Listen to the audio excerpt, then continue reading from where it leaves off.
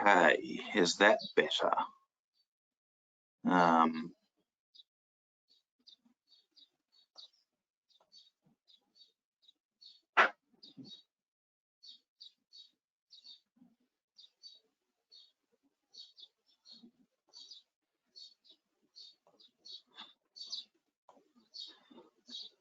Okay, is that better?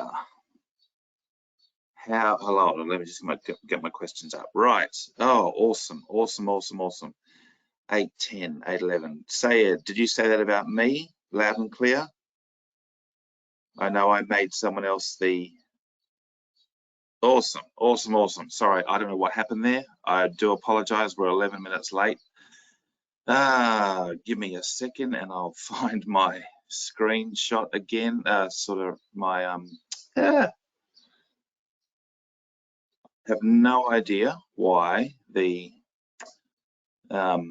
sound didn't work, but let me just get my screens up for a minute.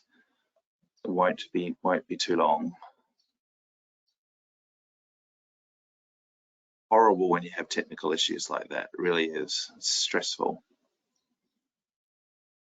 especially when you don't know why. Right, come on, slideshow. Loading. Okay. So sorry about that, everyone. Once again, we won't waste any more time by apologizing, but sometimes technical issues do happen. Anyway, welcome to this slightly late IC Markets webinar. Live analysis from a professional, although I don't feel like it right now. My name is Chris Wilson. I am from Traded with Precision, and I welcome you all.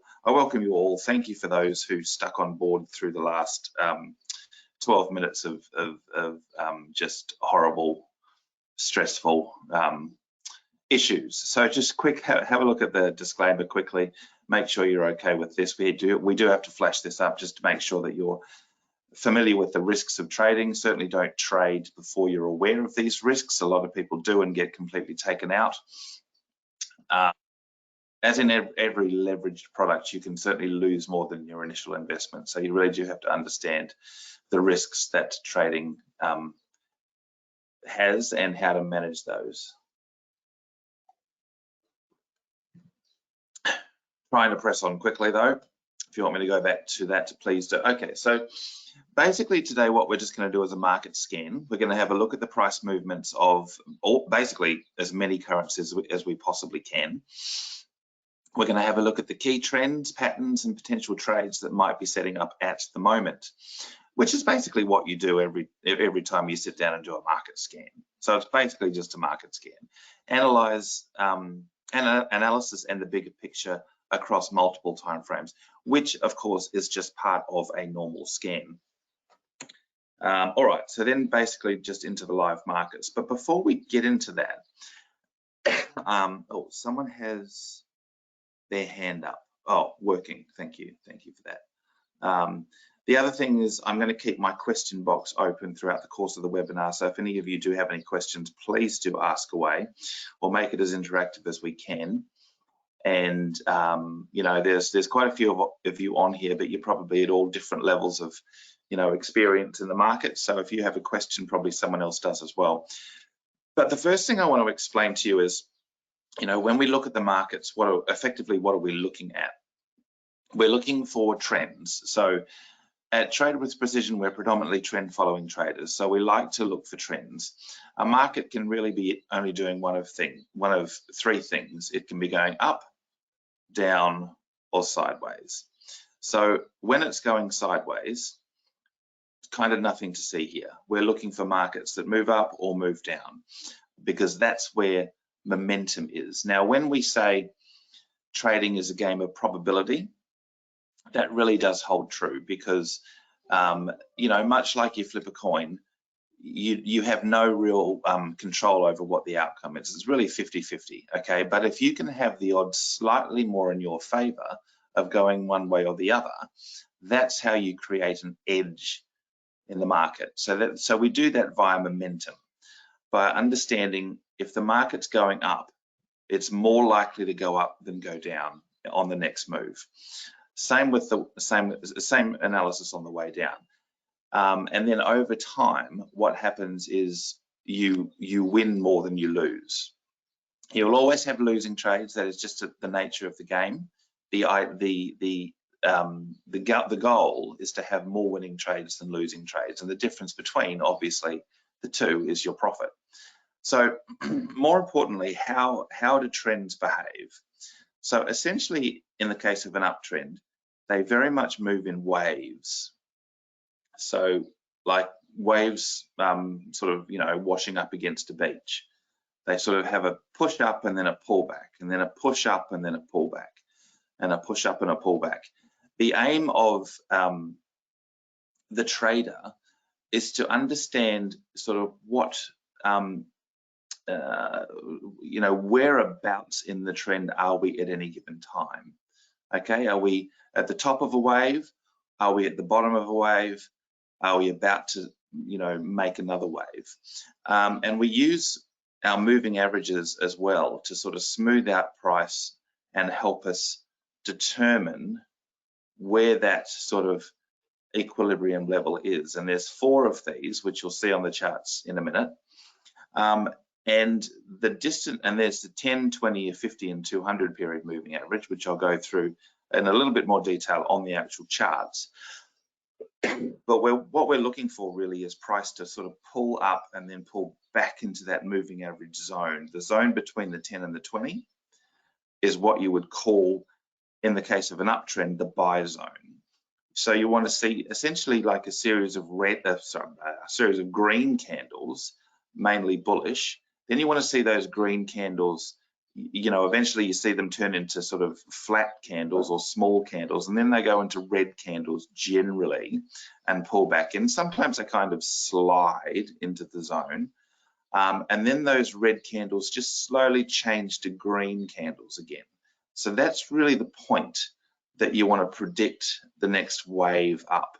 As long as you've got higher time frame momentum pushing the same direction, it's more likely than not that it will go up than go down. Of course, it may go down, so therefore you have to put a stop loss in at the bottom of that swing low, because obviously if it does break down, then your sort of trade idea is no longer valid if it breaks that low. So you want to be out at that point. But really what you're trying to do is see where the waves are and ride each wave as it goes up. Now, if the price doesn't move exactly right back into the moving average zone, say this is the 4-hour chart, go down to the 2-hour chart and see if it's pulling back there, because it might be pulling back there, or it might be moving too fast for the 4-hour chart, and you might have to go down to the 2-hour chart. So that's sort of one strategy that we use. The other one is sort of the other main strategy that we use is sort of the breakout strategy. So when there's an upper level here, that was a terrible horizontal line. I'm going to do that again. I'm not very good at these. So there's a point here at which the price has reacted to a number of times before, and let's just assume we're still in an uptrend. So we've got higher time frame momentum to the upside, and price comes up here and it hits that level, makes a higher low, that low, higher low, hits the level again, makes another higher low, and hits the level again, and just does that a number of times. So you've got higher lows pushing into the same upper level. That is eventually, the theory, going to break. And when it does, in general, it should break with some force. It's sort of like, a river in flood, and the townsfolk are sandbagging their river because they don't want it to flood. But then, eventually, if momentum does keep building behind it, it is going to break through eventually. So that's basically 2 of the main strategies that we look for. Let me go back to normal, and sorry, one second. Where are my, oh, there we are.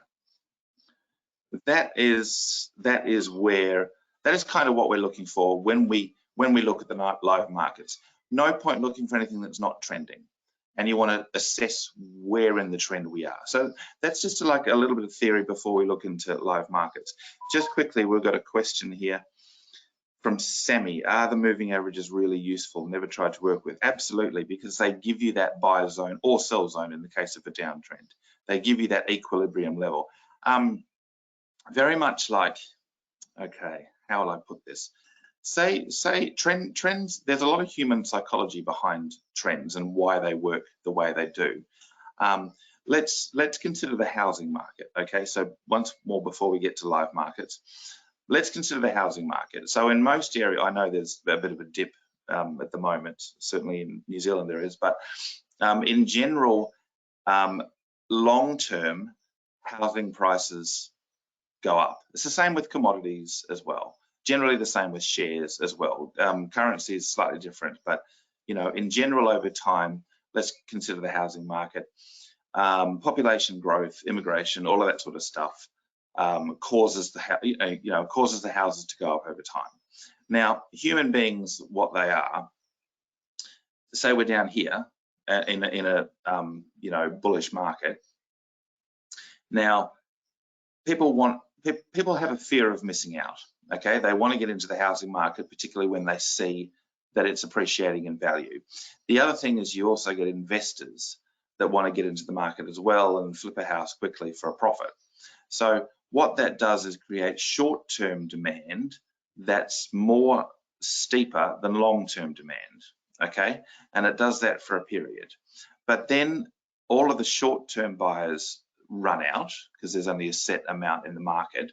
In addition to that, people that are holding houses, their own houses, wondering, is it time to sell? People who want to sell, or investors that want to sell, then see that the market is a little bit overbought, and then they start listing their houses. So then supply and demand kicks in, and the price goes sort of below its equilibrium, or back to or below slightly its equilibrium level. Then the whole process starts again. People see it's bottoming out right now. Now is a good time to buy, especially when you see evidence of it sort of falling and then plateauing a little bit, then going to the, going sideways a little bit. Then it's time to buy, and so that wasn't very good. So the whole process just keeps going. So you've got to be really aware of short, medium, and long-term momentum in the market. Where is this market going in the short, medium, and long term? And that's one of the things that we try and look at as traders. I hope that answered that question. Yes, you can get a recording later, but that's what moving averages do for you, Sammy. They tell you where that sort of equilibrium level is at the market, in the market. Where is it likely to come back to? So now I, of course, shut down my platform. So let me just get that back up again.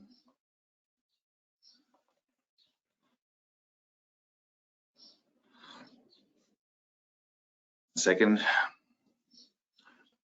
Okay.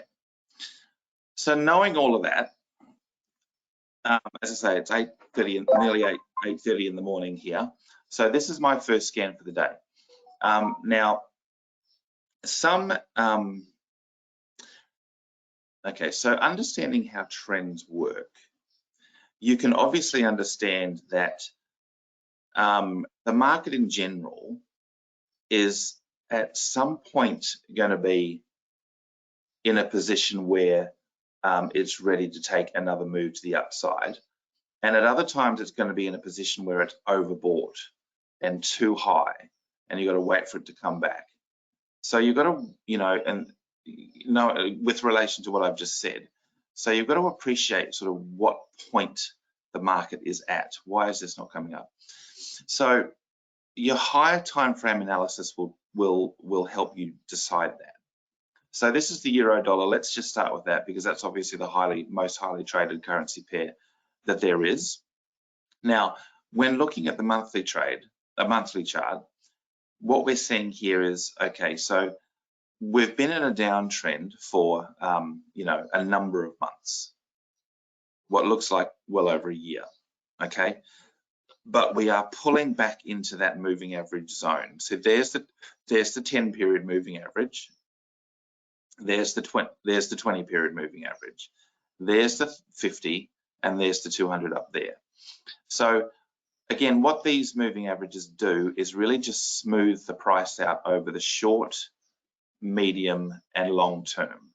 So what is this market doing over the short, medium, and long term? Where is the momentum over, you know, all of those periods of time? Obviously, if it starts to pull down, the 10 is going to pull down first, and the other 3 are going to take a little bit longer. The 200 in particular is going to take a lot longer, because at each sort of vertical point along this line corresponds to the candle that it's vertically aligned to.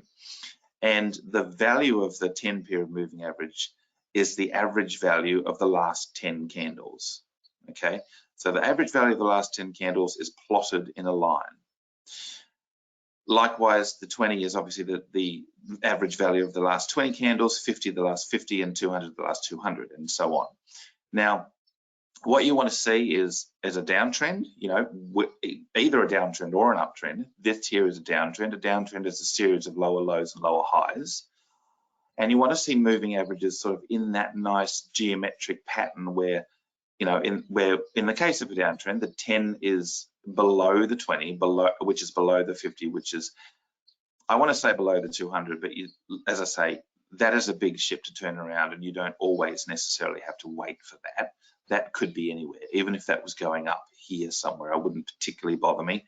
Better to have it there. It means the trend is sort of more established to the downside, or more prominent to the downside, but it's not as important as the first 3. Just seeing that nice sort of fanning pattern is really important. So what we see here is certainly a downtrend pulling back into that moving average zone. So it made up, it sort of topped out here at about, you know, wherever the top of that was, nearly 1.05, very close to 1.05. So that you could consider, if you zoom out a bit, you might see that that's a little bit of a support and resistance level. And sure enough, if I draw a line here at 105, that the point at which it got stuck at, shall we say, moving back into that sell zone, has been hit a number of times before. Okay, so 105 is an area where you would expect it to hit a little bit of resistance. Okay, so as you're looking at that, what would you expect that to look like as you move down the charts? Remembering that, again, in the case of a downtrend, trends go like this, up, and that. Okay, your moving averages like there or something. It's back into the moving average zone now. So down, up, down again. That's kind of what you would expect, particularly when you have a support and, sorry, that was bad, a support and resistance level there as well. You would expect, more likely than not, that this would struggle at that 105 level and possibly turn around. So what I would be doing is watching that level for a turnaround, to the next wave. So what you'd ideally like to see on the monthly chart, I mean, you're not going to see it on this particular candle. This month it's the 29th of the 11th. So this month is nearly finished. This big bullish candle is nearly finished. So what I'd like to see from the next month's candle is a smaller, now it might not happen, of course, no one has a crystal ball, but what I would be stalking, the opportunity I would be stalking would be a nice small red candle with a just above the 105 level, maybe just possibly just popped up above the 105 level, but looking a little bit bullish, a bit bearish rather. So looking a little bit like that, maybe smaller, looking a little bit like that. It would be lovely to see that, this candle here, right there, being put in for the next month, with the top of it rather, as I say, just slightly nudging above 105. Because what you can then do is assume your next push to the downside. Because if you enter at the break of that candle with the stop at the high, then you're predicting the next run down.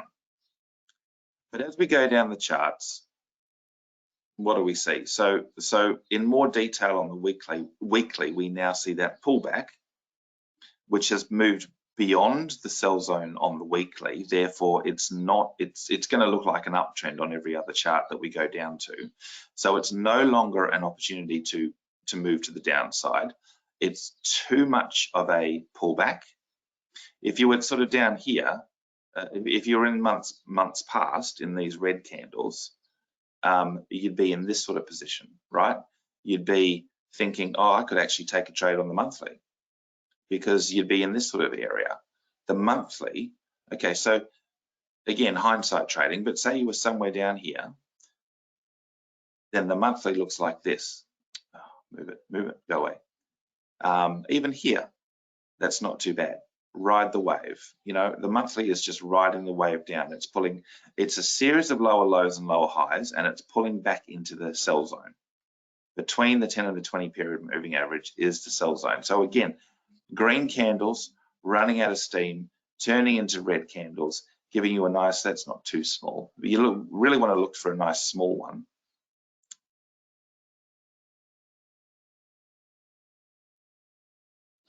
I mean, that's the best one. That's the best one right there. Push down, pull back, push down again, pull back, push down. And if the candle's not looking quite right on that chart, go down to the daily and see what it's looking like there.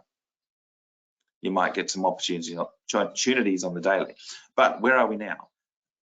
We have pulled back beyond the sell zone on the weekly. So we're no longer looking for selling opportunities on these particular timeframes. Now it looks like we're moving in an uptrend. The daily is obviously going to be looking like an uptrend. This is where some of the opportunities have been last week. Pulling up to that 105 level, pulling down into the buy zone on this occasion and giving you a nice bullish candle. So wave running out of steam, giving you a bullish candle, take another wave. Okay, so there's opportunity there. That's not the best one. There was better ones on the Aussie and a few others as well. But that's, you know, so it's counter trend on the monthly, but we know we're in a bullish month and we know we're pulling back up to 105. So as long as you can get a trade before 105, which is here, which you can, because if you were to enter on this candle, you'd have a stop above the high, which is 103.08. So you want to see how there's the values down here. When I hover over the candle, you can see the values down there. So the high of that is 103.08. So you'd want to enter in at about 103.10.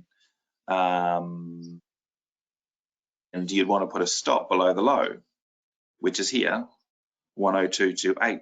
102.22. So you might want to put your stop at about 102.18. Give it about 4 pips leeway or that sort of thing. And then, as long as there is the same distance between your entry and your stop as there is profit, then you get a 1-to-1 reward to risk, as we say. So, you know, if there's, I don't know, what would there be? What did I say there? 103. So that's 103 and 102. That's 80 odd pips. So therefore, you need to get to about 103.80 or 90, say, to get a 1-to-1 profit target. And sure enough, you got there. And that's before 104. And you can get a 1-to-1 profit target.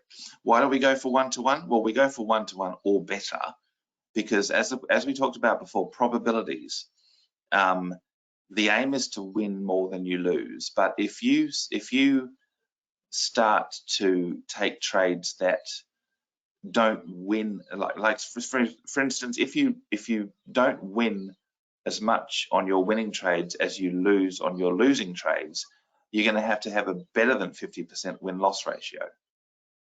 So probabilities really do play into it as well. You know, if this green candle was further north of where it is, and you didn't have 80 pips before the 105 level, then it wouldn't be worth taking. There'd be a resistance level in the way that would stop you taking that trade. Now, the other thing we're looking at is your indicators. Sorry, I'll just check questions. No questions. Cool. The other thing we want to look at here is, I'm just going to bring out my crosshair, which is here. We want to look at the MACD and the RSI. So these are the two sort of momentum gauging, shall we say, or trend flowing indicators that we use predominantly. And okay, so you're in an uptrend here. An uptrend is characterized by a series of higher highs and higher lows. You can all see that it's going up. There's a bit of a equal top there.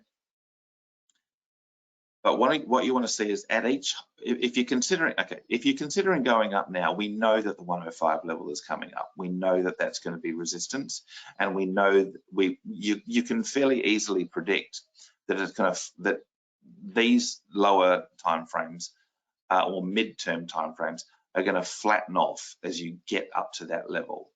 So they'll probably, so this is effectively that pullback that you saw on the monthly. That is going to run out of steam. It's going to get stuck at that 105 level. It's probably going to move to the side for a little bit before it decides what it wants to do next. Now, it may maintain that pressure to the upside. It may, doesn't look like it is at the moment, but it may, and it may push through 105, and it may even go higher. It may, but probably more likely, given the divergence on these indicators here, it's going to flatten off, move to the side a bit, and possibly go down again. So what you're looking for with the indicators is, as price makes from one high to the next or to the previous one, you want to see the indicators doing the same thing. So vertically down, there's the high, and there's where the MACD is. There's the high, and there's where the MACD is. So on both of these indicators, there's the high right there, and there's the previous high. So you can see that as price makes new highs, indicators are making new highs as well. That tells you, that is a signal that each wave is stronger than the last. It is still building in momentum, this move to the upside. However, what have we got now? We've got sort of a kind of a bit of a high there, which has popped up to 105 again, and it's popped up to 105, well, it's just slightly before 105 there. So let's call that more or less equal highs. We're still reacting to 105. Your MACD is still showing bullishness, but your RSI has started to show a little bit of divergence. So in other words, on the RSI, this push to the upside is not quite as strong as the one before. And again, you would expect that at around about, at such a strong level on the monthly. You would expect that. So that kind of informs your decision that if we make an equal high, start showing some divergence on the indicators, even if we did give a nice little green candle here, probably wouldn't be taking it because you've got that massive level ahead and it's just running out of steam. So as we go down the charts, we're going to see just a little bit of indecision around that 105 level. We're going to start to see, moving to the side. So particularly on the we're going to see just messiness, just messy. So there's nothing to see here. Really, it's up, down. You just cannot get any direction out of that. So very volatile, really hard to trade. If you wanted to trade this sort of thing, you'd have to go right down to the 5 minute and trade it that way.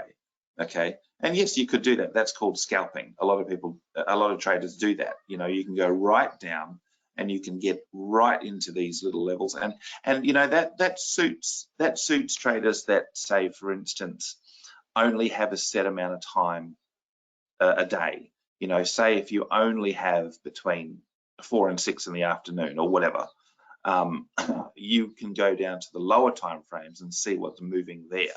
You know, is anything moving, you know, this quickly? Is anything, you know, because then essentially what you can do is effectively trade, even if it's moving to the side, as you can see it is here, but you can, you know, you can get those lower time frame type trades. Now, it's a lot more stressful because, you know, if you can imagine here on the 4 hour, there's only one candle every 4 hours. So if you're back here or somewhere where it's trending nicely, well, not quite there, but there, you have time to make your decision. So see, well, this is where we were before. Push up, pull back, push up, pull back. Lovely bullish candle in the buy zone, wave. And here, as I said before, if, where are we, 26th at 1 p.m., even if that's not looking right on the 4 hour, 26th, hold on, I get the month wrong. Sorry, 26th of the 10th.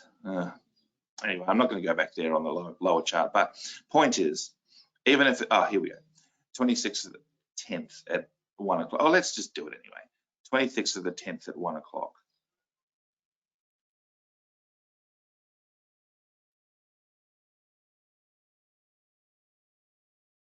Ha ha ha.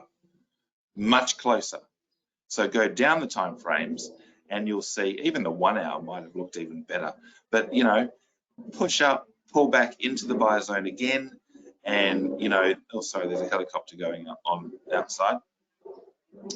And it looks better on the 2 hour. So that's where you take your trade, okay, on the 2 hour. Yeah, so you're going up and down the time frames looking for what time frame is the chart most aligned with in terms of its timing.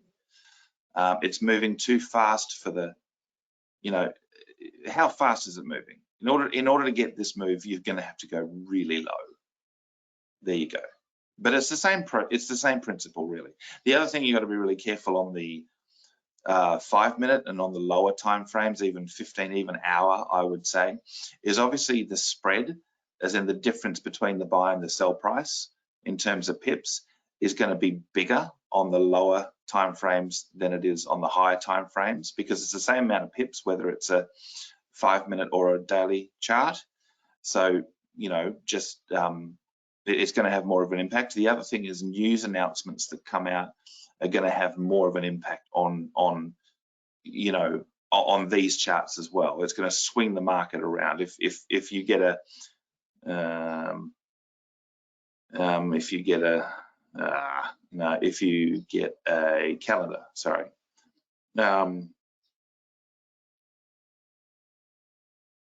Say you get a CPI price out of Europe that is the actual. So previous one was 7.3.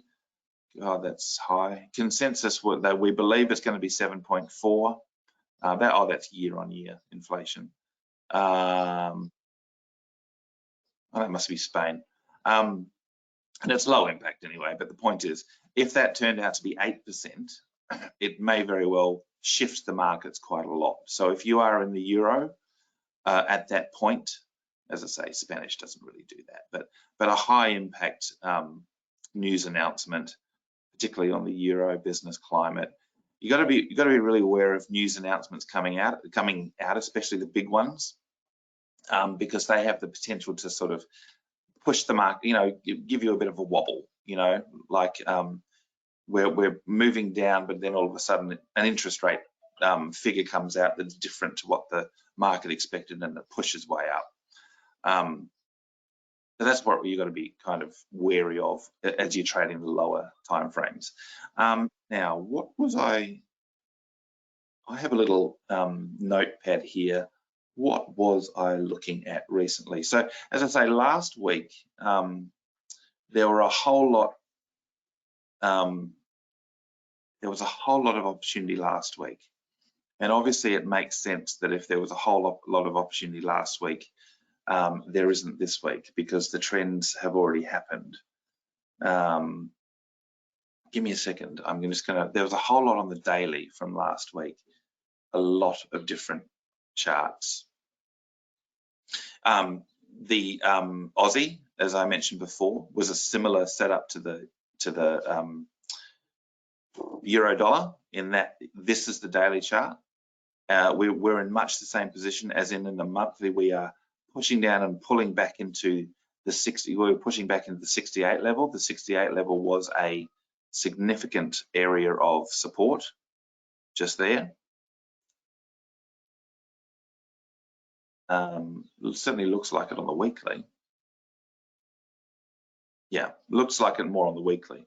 We were pulling back and look at that. Yeah, 68, definitely an area of support that we're pulling back to on the weekly. So we're pulling nicely back into the moving averages here. What does that look like on the daily? Too far? Yes. So we're now, sentiment is more to the upside on the daily. Pulling back into the buy zone here. Definitely room for another wave before we hit that 68 level, and surely enough that happened.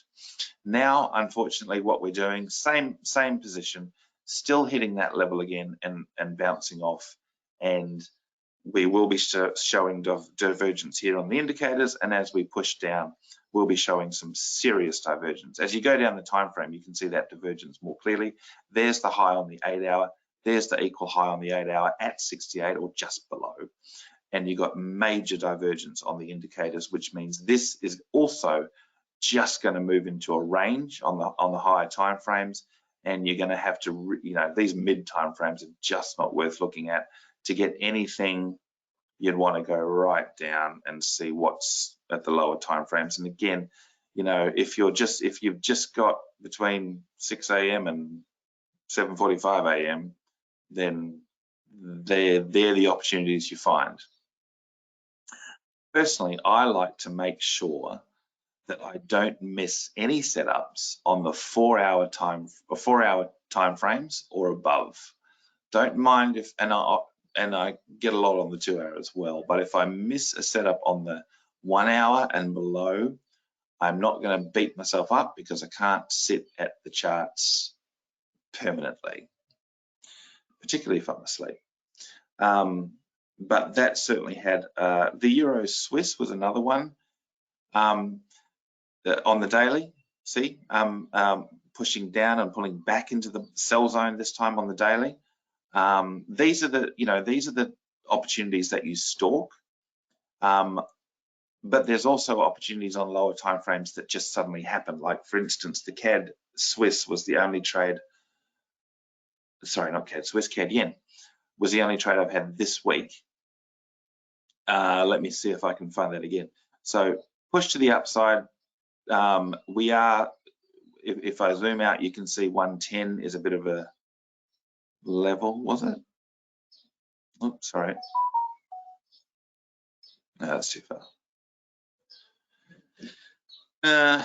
Not really, but at any rate, it was pulling back at that level. And at some point this week, it broke. It was so pushing to the upside, make a lower low, or let's say an equal low. So here we are in an uptrend. Here we are on the daily in that big uptrend. We hit 110 and we make an equal high with divergence, and then we break the low and make a lower low. So here's the low, here's the lower high. The moment we break that lower low at 104.5, we are in a downtrend. But even before you get to that, what happened here? See what you can see. Move up. Look at that. There's still an opportunity on the daily to push down, pull back, little, although that's green, it's only green because it ended slightly higher than it started, but it's still an indecision. It's still an indecision candle. You've had a big green one, and then you've followed with an indecision candle, the candle that doesn't know where it's going. Okay, so a break below that low with a stop above the high would signal, if it did start that process, chances are it would keep going, and you know that you've got a level of resistance at the previous low, about 104.5 we said, but there's time to get to that. Oops, too far, wrong way. There's time, between a stop of 105.8 and an entry of 105.2, you have room for a one-to-one profit before you get to that. Then after you break that level, 104.5, there's more opportunities going down the time frames. So now you've broken 104, and actually, see, as we go down the time frames, you'll see that 104.5 is slightly more. You get it slightly more specific. So that point is actually more accurately 104.3 because it's hit it there.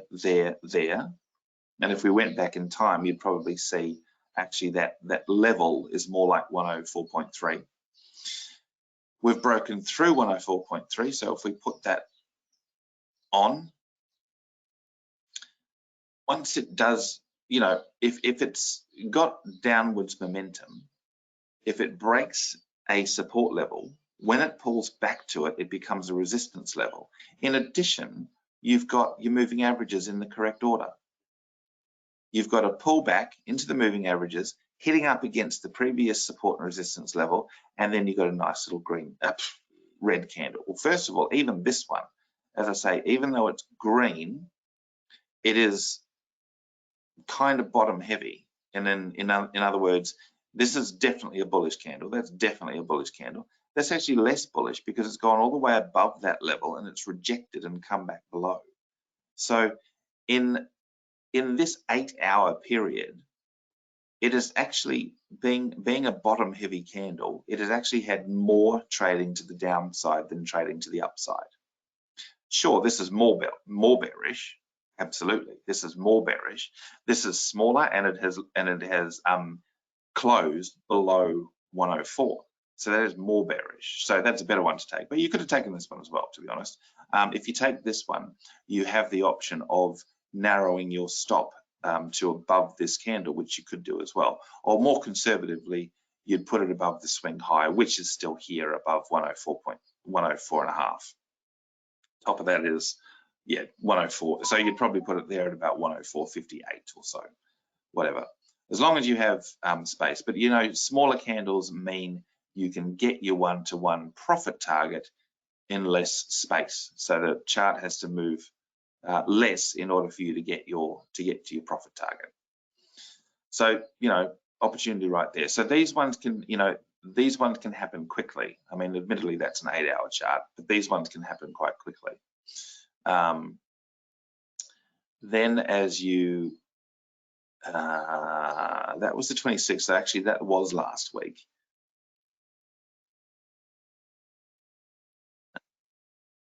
Let me remind myself where I am. But even, okay, so there we go. Even in that downward move, when you're looking at charts all day, you do actually forget which one you took. 26th to the 11th. All right, so that was as the new week started anyway. So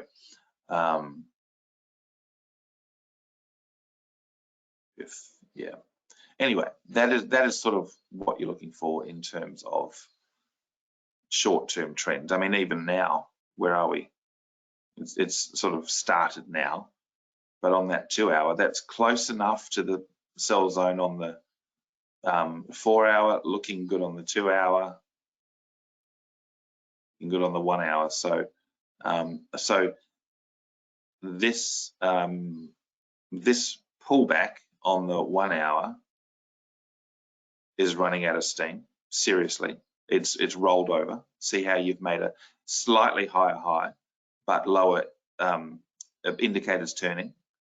So on the 15, if you're looking at this 15, especially once you break this low, so there's a high, there's a low, there's a more or less an equal high with, or it is a slightly higher high with divergence, then you break the low. That is a signal that this is coming. You know, this, what you're looking at on the 2 hour is coming. So that's, you know, that's how you're looking at, you know, one time frame, and then you're going down to the other to sort of see more detail. You can even look at the 5, you know, what is the strength of this? Looking at that, you want to know, is that going to happen? What is the strength of this pullback? Is it continuing to pull to the upside, or is it going to run out of steam? The whole time, that's kind of what you're looking at. Is there any other markets you would like me to look at? Because there's a lot of them did that. A lot of them did that daily thing last week.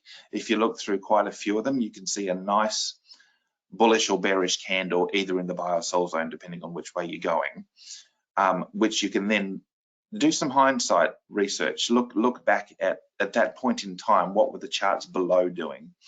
When were they giving you the you know, a nice setup on the daily looks like on the 1 hour a trend that's running out of steam and starting a new trend, a downtrend that is you know, running out of steam and turning into an uptrend. Okay, US 500. I'm not sure we have that on this particular account. I'm sorry. I think we just have 500. What is the? That's like an indice, which is not something that I normally look at. I'll be perfectly honest with you. But all right. Oh no, we can look at that. We can look at gold as well. Hey, look, guys, I'll stick around for as long as you want me to. Really, we started late, and I'm happy to stick around. So, okay, top-down approach really is where we start. Now, I had a lovely run here, but really this is starting to look like a downtrend on the monthly. So what this looks like is a high, a low, a high, a low, a high, a low, a high. Pulling back into the 10 is just crossing the 20. 50 is still below. Don't know where the 200 is. It looks like a downtrend. It looks like pulling back into not quite the sell zone on a downtrend. So that is a bearish sentiment on that. That looks more, you know, here we have that pullback from here to here in a bit more detail. It's a bit messy. There's a higher high and then followed by a lower low. So we're trending down nicely here. I mean, that is a good entry candle right there. But we've pulled down nicely. We haven't made another low. We've pulled further back, and a little bit messy now, I have to say. We've pulled further back beyond, you know, the between the 10 and 20 is here. We've pulled further back. Now the daily looks like an uptrend,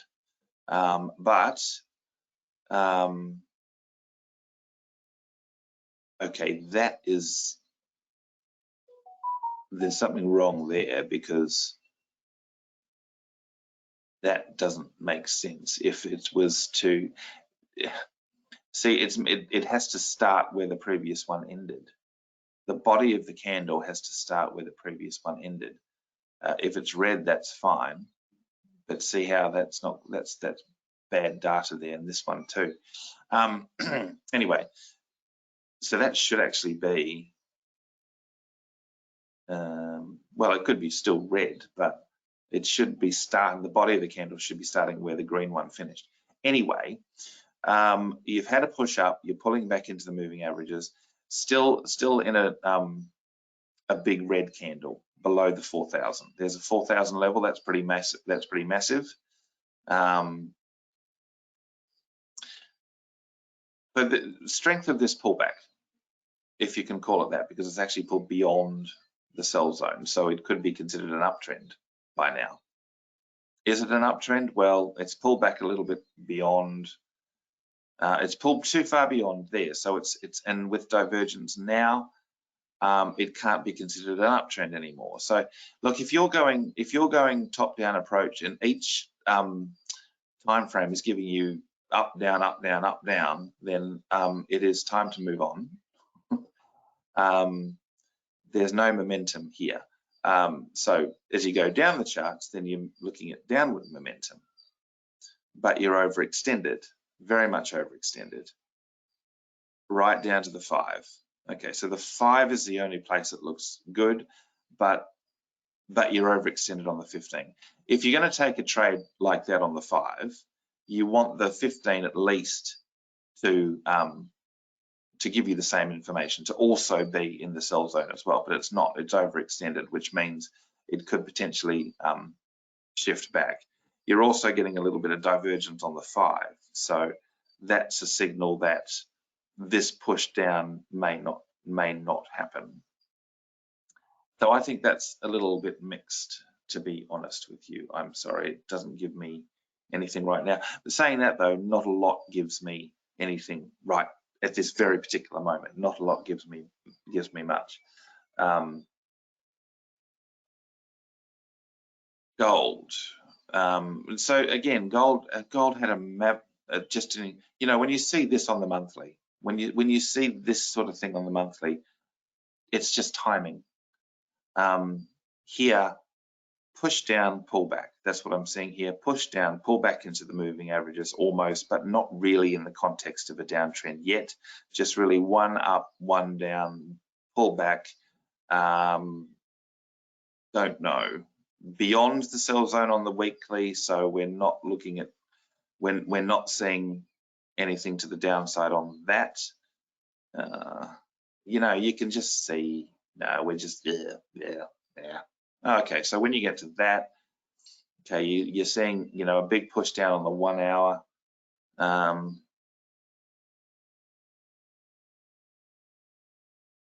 Not quite there. You'd again have to go down to the 5 to get anything on that, and that at the moment we seem to be just flattening out.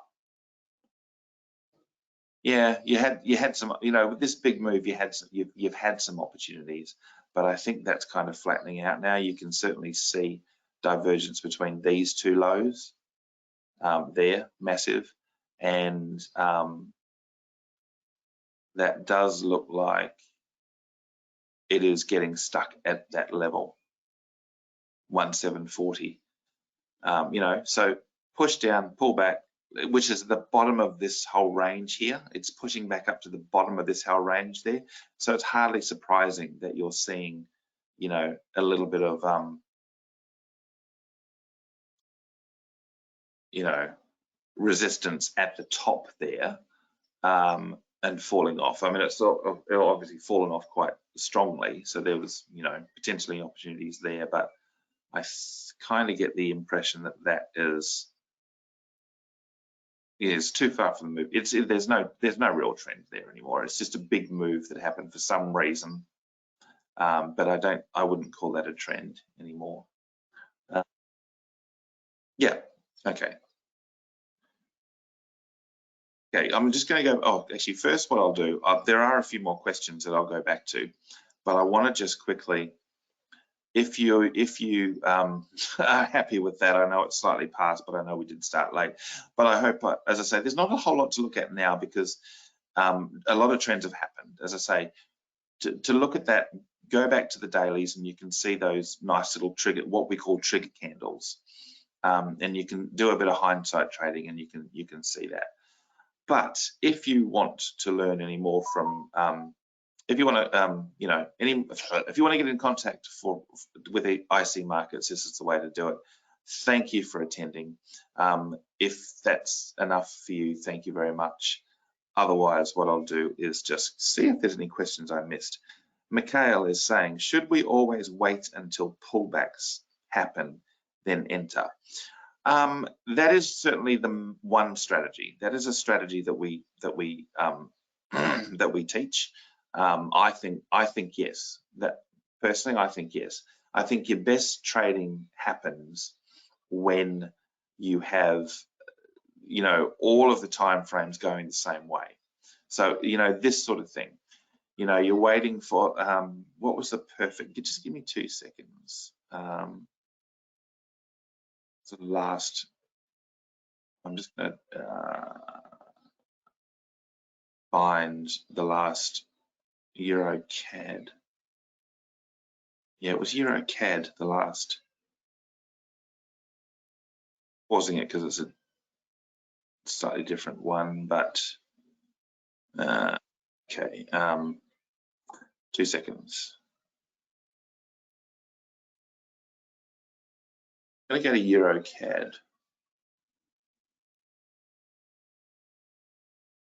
Sorry, 1 second. I just paused my screen there. Why am I not finding?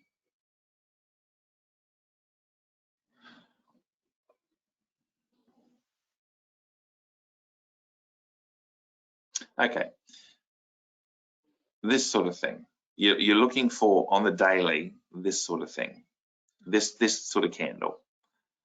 1.38.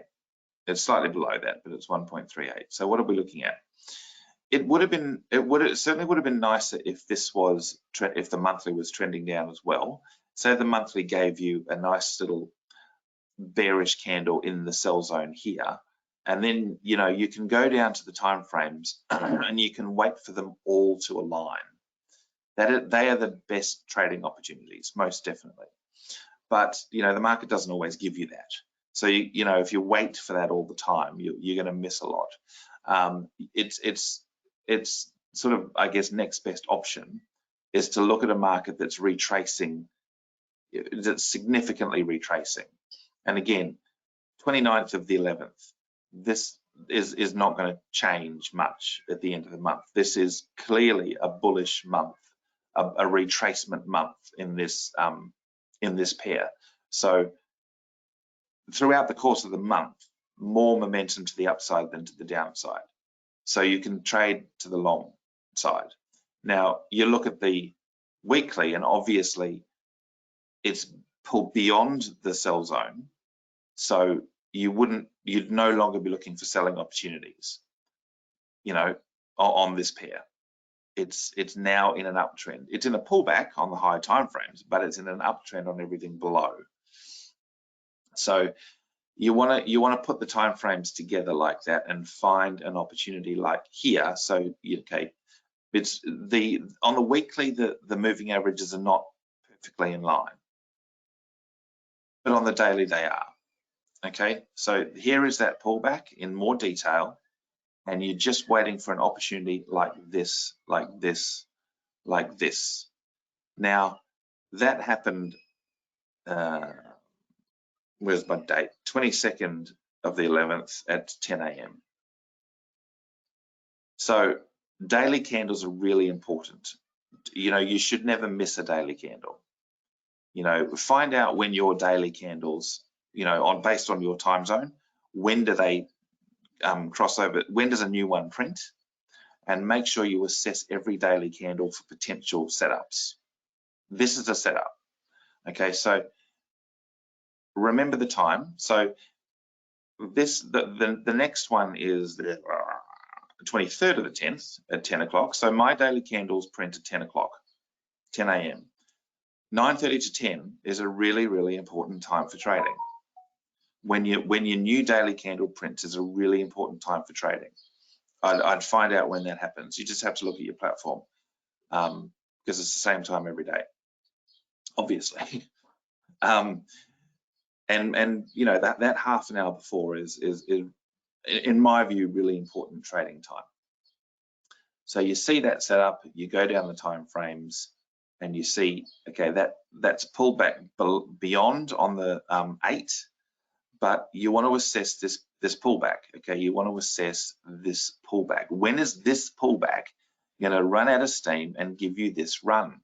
When is that going to happen? Go down the time frames. That's the pullback right there. That's the 10 o'clock candle right there on the 8 hour on the 23rd. So that's what you're looking at prior. So on the 4 hour, it looks like here's your pullback, high, low, high, starting to show divergence, low, same high. Okay, so that could be a breakout if this was showing convergence to the upside. That could be a breakout, but it's not. It's showing divergence, which meant pullback on the daily, pullback on the 4 hour. Okay, so this is a pullback on the daily. This is the pullback on the 4 hour, going the other way. Oh, where are we? There. So that's now made an equal high and a lower low. What you're looking for is, and again, where's 10 o'clock on the 23rd? There.